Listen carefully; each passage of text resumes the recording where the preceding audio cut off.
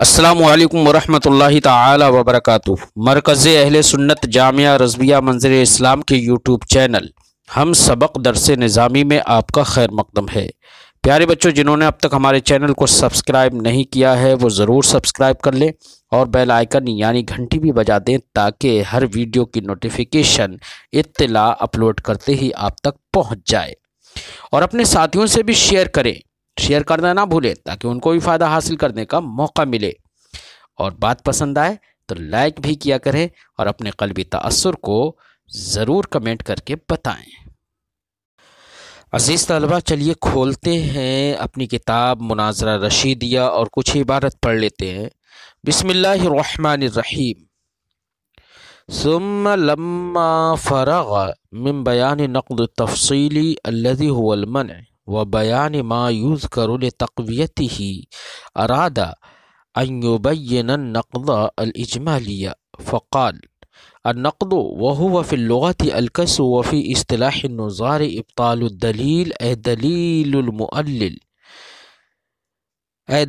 المؤلل بعد تمامه متمسكا بشاهد يدل على عدم استحقاقه للاستدلال به، وهو أي عدم استحقاقه استلزامه فسادا ما أعم من أن يكون تخلف المدلول عن الدليل بأن يوجد الدليل في موضع ولم يوجد المدلول فيه، وفسادا آخر مثل لزوم المحال على تقدير تحقق المدلول، ويتضح ذلك من قوله وفصل أي النقد بدعوى التخلف أو لزوم محال، ويسمى نقدا إجماليا أيضا، يعني كما أنه يطلق لفظ مطلق النقد على المذكور يطلق النقد المقيد بالإجمال أيضا عليه، بخلاف المنع فإنه لا يطلق عليه إلا مقيدا بالتفصيل إلى آخر العبارة۔ پیارے بچوں، آج کے اس سبق میں صاحب کتاب فرماتے ہیں، صاحب شرح فرماتے ہیں کہ مصنف صاحب رشیدیہ، صاحب شریفیہ جب منع کی تعریف سے فارغ ہو گئے، منع جس کو نقض تفصیلی کہا جاتا تھا، اور منع کی تقویت کے لیے جس سند کو پیش کیا جاتا ہے اس سند کے بیان سے جب مصنف فارغ ہو گئے تو مصنف نے چاہا کہ وہ نقض کو یعنی نقض اجمالی کو بیان کر دے۔ مطلقاً نقض کہا جائے تب بھی نقض اجمالی مراد ہوتا ہے، چاہو نقض اجمالی کہا جائے، تو مطلقاً نقض اور نقض اجمالی دونوں نام ہیں، اور نقض تفصیلی اگر کہا جائے، منع کے لیے بولا جائے تو اس کے لیے مناقضہ یا نقض تفصیلی ہی ذکر کرتے ہیں، مطلقاً نقض اس کے لیے لفظ نہیں بولتے ہیں۔ بہرحال نقض اجمالی کو بیان کرنا مصنف نے چاہا۔ نقض اجمالی کہتے کسے ہیں؟ تو نقض کا بچوں لغوی معنی بیان کر رہے ہیں پہلے صاحب کتاب، اور اس کے بعد اس کا اصطلاحی معنی بیان کر رہے ہیں۔ لغت میں نقض کہتے ہیں توڑنے کو۔ کس کے کہتے ہیں؟ توڑنے کو۔ نقض ینقض نقضاً کا معنی ہوتا ہے توڑ دینا، اور اصطلاح میں نقض کہتے ہیں ابطال الدلیل بعد تمامه متمسکا بشاہد يدل على عدم استحقاقه للاستدلال به، اسے نقض کہتے ہیں، یعنی مدعی نے اپنے دعویٰ پر جو دلیل پیش کی ہے، سائل اور اس کا مد مقابل اس کی دلیل کو باطل کر دے، یعنی مدعی کی دلیل تام کر دینے کے بعد اس کی دلیل کو باطل کر دے کسی ایسے شاہد سے استمساک کرتے ہوئے جو شاہد یہ بتائے کہ مدعی کی دلیل لائق استدلال نہیں ہے، تو ایسے شاہد سے استدلال کرتے ہوئے، استمساک کرتے ہوئے مدعی کی دلیل کو باطل کر دینا، جو شاہد یہ بتائے کہ مدعی کی دلیل لائق استدلال نہیں ہے، تو اس کا نام ہے نقض اجمالی یا مطلقاً نقض۔ مثال کے طور پر کہیں پر مدعی نے کوئی دعویٰ کیا اور اس دعویٰ پر اس نے دلیل دی، مثال کے طور پر ہم کہیں دعویٰ کرتے ہوئے النبی صلی اللہ علیہ وسلم عالم بالغیب، یہ ہمارا دعویٰ کہ نبی کریم صلی اللہ علیہ وسلم عالم بالغیب ہیں۔ اب ہم دلیل دیں اور کہیں لأن النبی من النبع والنبع هو الاخبار عن الغیب، یہ ہماری دلیل ہو گئی۔ دعویٰ تھا ہمارا کہ نبی صلی اللہ علیہ وسلم عالم بالغیب ہیں، عالم یعنی عالم ما کان و ما یکون ہیں، ہم نے یہ کوئی دعویٰ کر لیا۔ اور دلیل کیا دی عالم بالغیب ہونے کی؟ دلیل دی لأنہ من النبی، کیونکہ لفظ نبی جو ہے وہ نب سے ماخوذ ہے، اور نب کا معنی ہوتا ہے غیب کی خبریں دینا، اس لیے جو نبی ہوگا وہ غیب کی خبریں دے گا۔ لہذا محمد صلی اللہ علیہ وسلم ہمارے نبی ہیں، وہ نبی ہیں تو غیب کی خبریں دینے والے ہیں، عالم بالغیب ہیں۔ یہ ہماری دلیل ہو گئی۔ اب ہمارا مد مقابل، ہمارا سائل ہماری اس دلیل کے فساد کو بیان کر دے، ہماری اس دلیل کے فساد کو، اور کہے کہ آپ کی دلیل لاحق استدلال نہیں ہے، آپ کی دلیل فاسد ہے، ہماری دلیل کو باطل قرار دے دے۔ یہ باطل قرار دے دینا یہی نقض ہے، اور کہے کہ تمہاری دلیل باطل ہے، لیکن باطل قرار دے گا کسی نہ کسی شاہد کی بنا پر، کوئی نہ کوئی شاہد پیش کرے گا، کوئی ثبوت پیش کرے گا اس بات پر کہ آپ کی دلیل فاسد اور آپ کی دلیل باطل ہے۔ اب وہ ثبوت کیا پیش کرے؟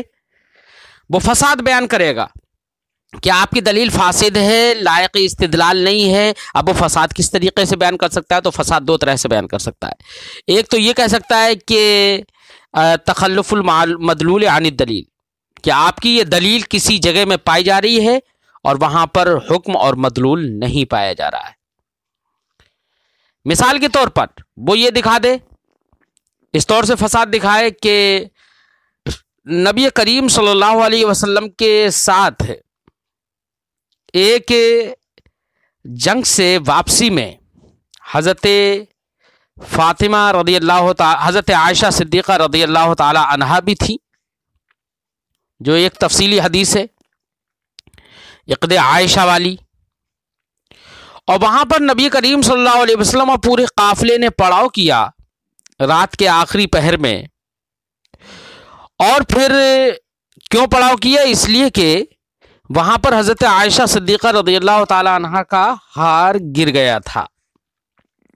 اور پوری حدیث کا خلاصہ یہ ہے کہ جب صبح ہوئی تو اونٹ کو اٹھایا گیا تو اونٹ کے نیچے حضرت عائشہ صدیقہ رضی اللہ تعالی عنہا کا ہار نکلا۔ اب کوئی ہمارا مد مقابل یہ کہے کہ دیکھیے اس صورت میں ہمارے نبی صلی اللہ علیہ وسلم بھی وہاں موجود تھے، تب بھی تو آپ نبی تھے نا، اور آپ نے کہا تھا کہ نبی نب سے ماخوذ ہے، اور نب کا معنی ہوتا ہے غیب کی خبریں دینا، تو نبی کو غیب کی خبر وہاں دینا چاہیے تھی اس وقت۔ وہاں پر دیکھیے دلیل آپ کی موجود ہے لأنہ نبی والنبی ہوا من النبع والنبع هو الاخبار عن الغیب، یہ دلیل تو آپ کی وہاں پر پائی جا رہی ہے، لیکن مدلول یعنی غیب کی خبریں دینے والا ہونا، یا یہ مدلول کہ نبی صلی اللہ علیہ وسلم عالم بالغیب ہیں، یہ مدلول نہیں پایا جا رہا ہے۔ کیوں نہیں پایا جا رہا ہے؟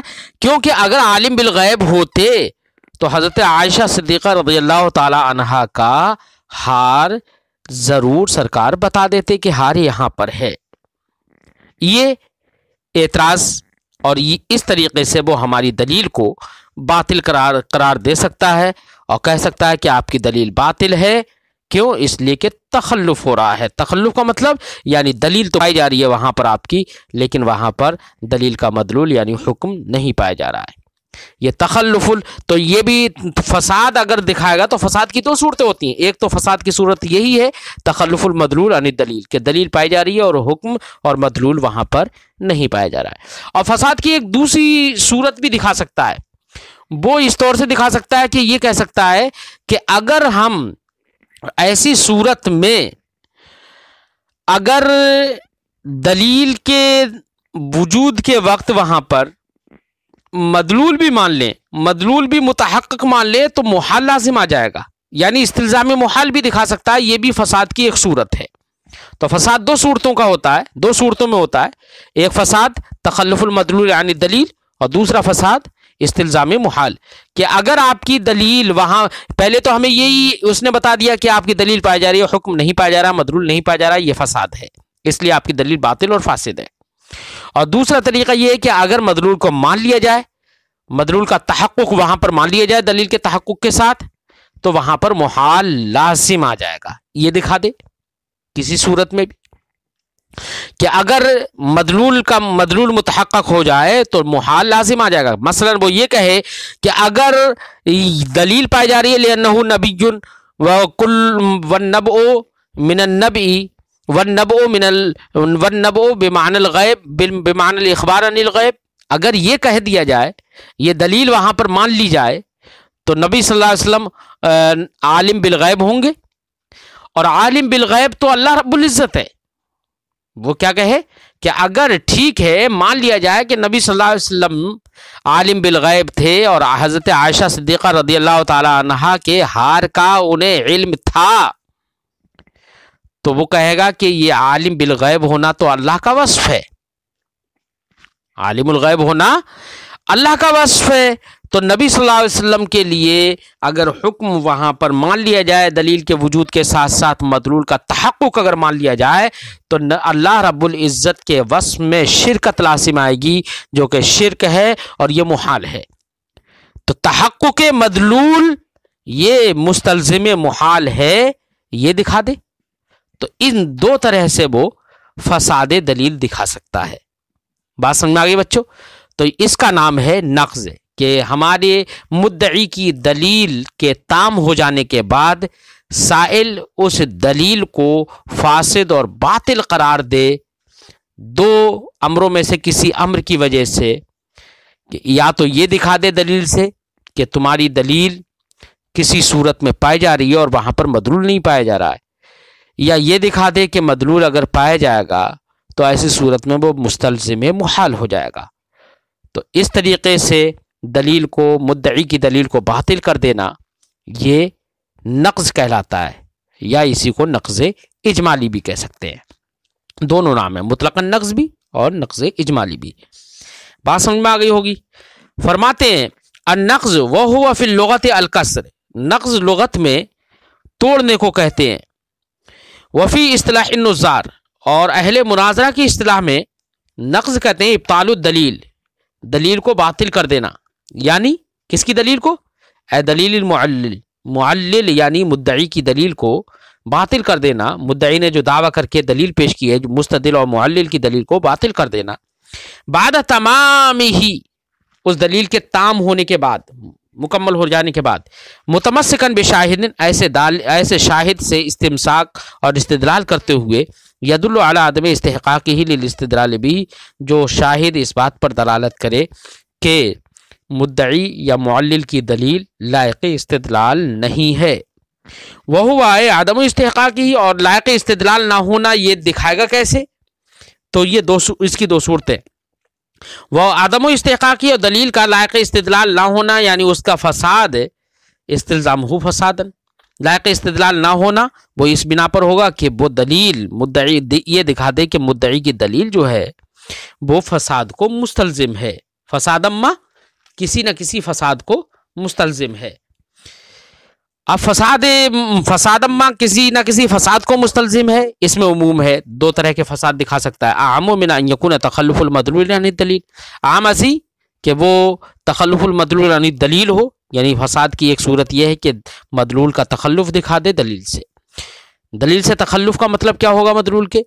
بے ان یوجد الدلیل، کہ کسی جگہ میں، بے ان یوجد الدلیل فی موضعین، کہ کسی جگہ میں دلیل پائی جائے، ولم یوجد المدلول فیہ، اور اس جگہ میں مدلول نہ پائے جائے۔ اور فساد آخر، یا کوئی دوسرا فساد دکھا دے۔ کون سا فساد؟ وہ دوسرا فساد یہ مثلا لزوم محال دکھا دے، علی تقدیر تحقق المدلول، مدلول کے تحقق کی صورت میں، کہ مدلول اگر متحقق مان لیا جائے دلیل کے ساتھ ساتھ تو محال لازم آ جائے گا، یہ فساد دکھا دے۔ تو دو طرح کے فساد دکھا سکتا ہے، اور دو طرح کے فساد، دو میں سے کوئی بھی فساد دکھا کر یہ کہہ سکتا ہے کہ آپ کی دلیل یہ باطل ہے۔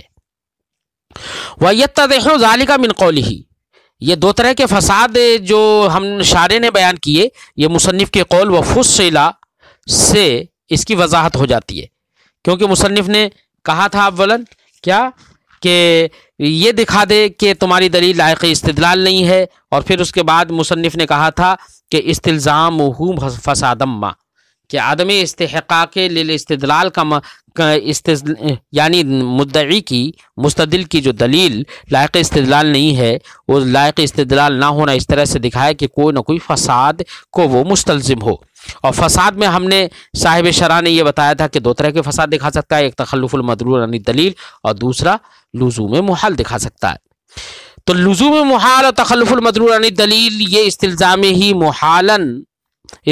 ہی فساد ما کی تفسیر ہم نے جو شرح کی، فرماتے ہیں یہی دونوں باتیں مصنف کے قول وفصلہ سے ان دونوں باتوں کی توضیح ہو جاتی ہے۔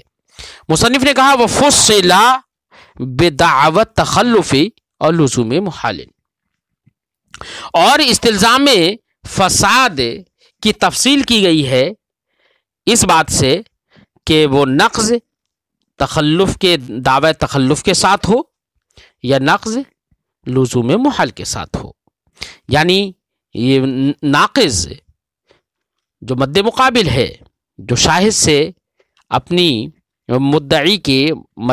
مدعی اور معلل کی دلیل کو جو فاسد کر رہا ہے، وہ فساد یا تو دعوی تخلف کر کے دکھائے یا لزوم محال کے ذریعے دکھائے۔ یہ دونوں یہ صاحب کتاب نے کہہ دیا ہے، اسی لیے ہم نے شرح کر دی استلزامی فساد ما سے ما کی تفسیر کر دی ہم نے دو فساد دکھا کر۔ وَيُسَمَّى نَقْضًا اِجْمَالِيًّا، اس نقض کا نام نقض اجمالی بھی رکھا جاتا ہے، یعنی جس طریقے سے مطلقاً نقض کا اطلاق ہوتا ہے اس پر، ویسے ہی نقض مقید بالاجمالی سے کا بھی اطلاق ہوتا ہے۔ فرماتے ہیں یسمى نقضا اجمالیہ، ایضاً اس کا نام نقض اجمالی بھی رکھا جاتا ہے، یعنی کما انہ یطلق لفظ مطلق النقض علی المذکور، جیسے کہ مذکور جو جس کی تعریف ابھی گزری اس پر مطلق نقض کا لفظ کا اطلاق ہوتا ہے، یطلق النقض المقید بالاجمالی، تو ایسے ہی اس پر نقض مقید بالاجمالی کا بھی اطلاق ہوتا ہے، برخلاف منع کے فإنہ لا یطلق علیہ الا مقیدا بالتفصیل، اس پر اطلاق نہیں ہوتا ہے مگر اسی نقض کا جو کہ مقید بالتفصیل ہو، یعنی من پر یا تو مناقضہ کا اطلاق ہوتا ہے یا من کا اطلاق ہوتا ہے یا نقض کا اطلاق ہوتا ہے، تو نقض مطلق کا نہیں بلکہ نقض تفصیلی، یہ نقض مقید بالتفصیلی جو ہے، نقض تفصیلی جسے ہم کہہ رہے ہیں، اسی کا اطلاق ہوتا ہے، مطلقاً نقض نہیں کہہ سکتے من کو۔ ہاں جو یہاں نقض اصطلاحی یہاں پر جو ہے نقض اجمالی، اس کو مطلقاً نقض بھی کہا جاتا ہے۔ بات سمجھ میں آ گئی ہوگی بچوں۔ اب آگے صاحب متن فرماتے ہیں فالشاہد ما يدل على فساد الدلیل، ظاہر بات ہے کہ نقض کی تعریف میں شاہد لفظ آیا تھا کہ شاہد سے استمساک کر کے، تو شاہد لفظ آیا تو شاہد کی بھی تعریف معلوم ہونا چاہیے کہ شاہد کسے کہتے ہیں، تو اور شاہد ہم نے ابھی دکھا دیا تھا بچوں کہ شاہد کسے کہتے ہیں، شاہد کہتے ہیں جو دلالت کرے کہ آپ کی دلیل لائق استدلال نہیں ہے۔ کیوں لائق استدلال نہیں ہے؟ دو وجہ سے، یا تو تخلف المدلول یعنی دلیل دکھا دے وہ شاہد اس ثبوت یہ دلالت کرے کہ یہاں پر فساد لازم آ رہا ہے یا تخلف المدلول یعنی دلیل لازم آ رہا ہے، یہی تو بات تھی نا۔ تو شاہد کی تعریف صاحب کتاب یہاں سے ذکر کر رہے ہیں۔ فرماتے ہیں فالشاہد ما يدل على فساد الدلیل، تو شاہد وہ ہوتا ہے جو معلل کی دلیل کے فساد پر، یا معلل ہی نہیں کسی بھی دلیل کے فساد پر جو دلالت کرے وہ شاہد کہلاتا ہے۔ اور دلیل کا فساد کس فساد پر دلالت کیوں کرے گا؟ تخلف کی وجہ سے کہ دلیل کسی صورت میں پائی جا رہی ہے اور مدلول نہیں پایا جا رہا، اور استلزامی ہی محالہ، یا اس وجہ سے کہ وہ محال کو مستلزم ہے۔ ثم علم سے صاحب شرح ایک اور بات ذکر کرنا چاہ رہے ہیں، وہ بات یہ ہے کہ کوئی یہ کہہ سکتا ہے کہ جو تعریف مشہور ہے نقض کی، تو نقض کی تعریف مشہور ہے تخلف الحکم عن الدلیل۔ مصنف نے نقض کی تعریف تخلف الحکم عن الدلیل جو کہ تعریف مشہور تھی وہ ذکر نہیں کی، بلکہ مصنف نے نقص کی تعریف اپنی الگ سے ذکر کی اور کہا کیا ابطال الدلیل بعد تمامہ متمسکا بشاہد یدل علی عدم استحقاقہ للاستدلال بھی۔ یہ تعریف مصنف نے الگ کی، تو تعریف مشہور سے عدول مصنف نے کیوں کیا؟ تعریف مشہور کیا تھی؟ تخلف الحکم عن الدلیل، یہ نقض کی تعریف مشہور تھی، تو عدول مصنف نے کیوں کیا؟ صاحب شرح اس کے دو جواب دیتے ہیں، اس کا جواب دیتے ہیں، فرماتے ہیں وعلم ثم علم، پھر آپ جان لیجئے ان تعریف المشہور وہو تخلف الحکم عن الدلیل، تعریف مشہور نقض کی وہ تخلف الحکم عن الدلیل ہے۔ عدل المصنف عنہ، مصنف نے اس سے عدول کر لیا، کیوں؟ لأنہ یرد علیہ، کیونکہ تعریف مشہور پر اعتراض وارد ہوتا ہے۔ کون سا اعتراض؟ ان نقد لا یختص بالتخلف، اعتراض یہ ہوتا ہے کہ تعریف مشہور میں تخلف الحکم عن الدلیل تعریف کی گئی ہے، وہ تخلف الحکم، تو اس کا مطلب یہ ہے کہ حکم کا متخلف ہونا دلیل سے، اور ابھی ہم نے آپ کو بتایا تھا کہ نقض میں فساد دلیل دکھایا جاتا ہے کہ آپ کی دلیل فاسد ہے، اور یہ فساد دو طرح کا ہوتا ہے نقض میں، ایک تو یہ کہ تخلف مدلول عن الدلیل، اور دوسرا استلزام ہی محال، کہ وہ محال کو مستلزم ہے۔ تو دو طرح سے تخلف دو صورتوں میں ہوتا ہے، ایک نقض دو صورتوں میں ہوتا ہے، ایک تخلف کی صورت میں اور ایک استلزام محال کی صورت میں۔ تو دو صورتیں ہیں نقض کی، نقض دو طرح سے کر سکتا ہے، اور تعریف مشہور میں تخلف الحکم میں تخلف حکم ہی کو صرف بیان کیا، تخلف الحکم یعنی دلیل صرف بیان کیا گیا، یعنی ایک ہی صورت کو بیان کیا گیا ہے۔ تو اس سے یہ وہم ہوتا ہے کہ تعریف مشہور سے یہ سمجھ میں آتا ہے کہ وہ نقض صرف اور صرف مختص ہے تخلف الحکم کے ساتھ، جبکہ اس کی ایک دوسری صورت بھی ہے استلزامی ہی محالہ۔ بات سمجھ آئی؟ تو تعریف مشہور سے یہ سمجھ میں آ رہا ہے، یہ اعتراض ہو رہا ہے کہ نقض مختص ہے تخلف کے ساتھ، یہ سمجھ میں آ رہا ہے، اور یہ اعتراض ہو جائے گا کیونکہ نقض جو ہوتا ہے وہ تخلف حکم کے ساتھ مختص نہیں ہے، بلکہ اس کی ایک صورت اور بھی ہے۔ بات سمجھ میں آئی؟ اور دوسرا اعتراض یہ لازم آئے گا کہ دیکھیے نقض جو ہوتا ہے وہ ناقص کی صفت ہوتا ہے، نقض کرے گا کون؟ ناقص، جو فساد دکھانے والا ہو، تو نقض ناقص کی صفت ہے، اور تعریف مشہور میں نقض کی تعریف اور تفسیر جو کی گئی ہے تخلف الحکم سے، تو گویا کہ نقص کی تفسیر تخلف سے کرنا اور تخلف حکم کا متخلف ہونا، تخلف یہ ناقص کی صفت نہیں ہے بلکہ یہ حکم کی صفت ہے۔ کس کی صفت ہے؟ حکم کی۔ تو نقض کی تفسیر کی گئی ہے تخلف سے، جبکہ نقض ناقص کی صفت تھا اور تخلف حکم کی صفت ہے، اس لیے مصنف نے تعریف مشہور ذکر نہیں کی۔ تو دو وجہ سے مصنف نے تعریف مشہور ذکر نہیں کی، یعنی دو اعتراض وارد ہو رہے تھے۔ فرماتے ہیں لأنه يرد عليه ان النقض لا يختص بالتخلف، کیونکہ اس تعریف مشہور پر اعتراض یہ ہوگا کہ نقض صرف تخلف کے ساتھ مختص نہیں ہوتا ہے، اور تعریف مشہور میں تخلف الحکم میں تخلف حکم کے ساتھ نقض کو تخلف حکم کے ساتھ خاص کر دیا گیا ہے۔ کما عرفتہ، جیسے کہ آپ یہ بات جان چکے ہیں کہ نقض تخلف کے ساتھ خاص نہیں ہوتا۔ وَإِنَّ النَّقْضَ، اور دوسرا اعتراض یہ ہوتا ہے النقض صفت الناقض، کہ نقض یہ ناقص کی صفت ہے، والتخلف صفت الحکم، اور تخلف حکم کی صفت ہے۔ تو نقض جو کہ ناقص کی صفت ہے اس کی تفسیر تخلف سے کرنا، اس کی تعریف تخلف سے کرنا جو کہ حکم کی صفت ہے، یہ درست نہیں ہے۔ یہ اعتراضات وارد ہوتے ہیں تعریف مشہور پر دونوں، اس لیے مصنف نے ان سے اس تعریف مشہور سے عدول کر کے اپنی دوسری تعریف ذکر کی جس پر یہ اعتراضات وارد نہیں ہوتے۔ اگرچہ ان دونوں اعتراضوں کا جواب بھی دینا ممکن ہے، لیکن جواب کیا ہے؟ تو جواب بچوں ہم انشاءاللہ آئندہ سبق میں ذکر کرتے ہیں۔ السلام علیکم ورحمۃ اللہ تعالی وبرکاتہ۔